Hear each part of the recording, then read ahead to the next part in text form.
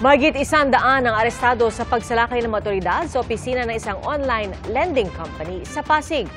Kasunod po yan ang mga sumbong na umunoy pananakot nila para makasingil ng utang. Saksi, si John Consulta.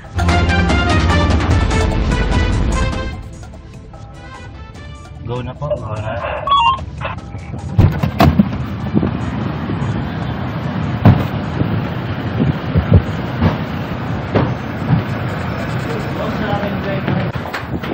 Dumiretso sa 22nd floor ng gusaling ito sa Ortigas, Pasig ang mga tauhan ng NBI OTCD, PAOK, National Privacy Commission at SEC.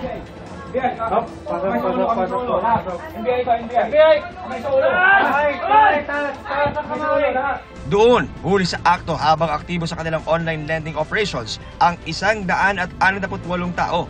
Ang mga nasa bungad, inabutan pang nagre-rehistro ng mga bagong biling SIM cards sa iba't ibang pangalan para magamit umano sa kanilang operasyon. Sa likuran naman, nakita ang pinaka-server at iba't ibang equipment para sa kanilang text blast at pagkuha ng pera galing sa paniningil. Sa online site lang po namin, nasa 15,000 ang complaint. Sa amin pa lang po yun, pera pa po yun sa NBI, meron din pong complaint sa PNP. Gumawa kami ng one-stop shop, nakasama natin yung NBI, yung PNP, kasama natin ang SEC para mag-cater doon sa mga complaints. Kawawa yung mga kababayan natin, nangangailangan, kapit sa patalim, uutang sa kanila. Bukod sa napakataas na ng interest, ay kung makapaningil pa kumurahin, kung takutin ang ating mga kababayan. So, nakita namin ni Sir na merong talagang namumuno na foreigner. Kailangan managot sila sa ginagawa nila.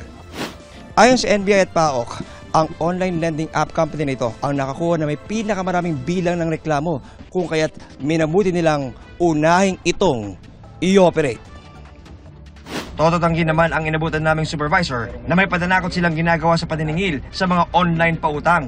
Is it true na may mga pananakot na ginagawa yung mga tao niyo? We don't 100% we don't direct people, sir. We have this policy. We terminate people if there's identified case. Pero sa pag-ikot ng mga otoridad, tumambad ang mga script na ginagamit sa kumpanya at pagbamakawa ng kanilang mga umunoy ginigipit. Bakit nyo kung need na magbanta? Ginagawa ko lahat naman po ng paraan ngayon para makabayad. Ano pong basa niyo po dito? Yes, takot na. Ibig sabihin pinagbabantaan siya. Patunay ito, sir, na talagang nangyayari yung pagbabanta. Yes. Sa tingin po ninyo? Oo. Kitang-kita. May pagbabanta. Sumbong ng isang dating empleyado ng kumpanya, patong-patong na pang-aabuso ang inaabot ng mga umuutang sa kanilang online lending app. Kapag nangutang ng 1,000, makukuha lang nila 600. Minsan po yung 1,000, makukuha niya 5,000. Ganun katindi.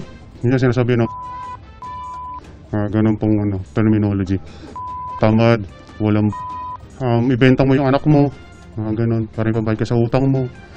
Kukumpiskahin ng NBI at PAOK ang lahat ng equipment sa lugar tulad ng computers, routers, cellphones at iba pa. Naharap sa reklamang paglabag sa Data Privacy Act, Cybercrime Prevention Act at Financial Products and Services Consumer Protection Act ang mga Pilipinong inaresto.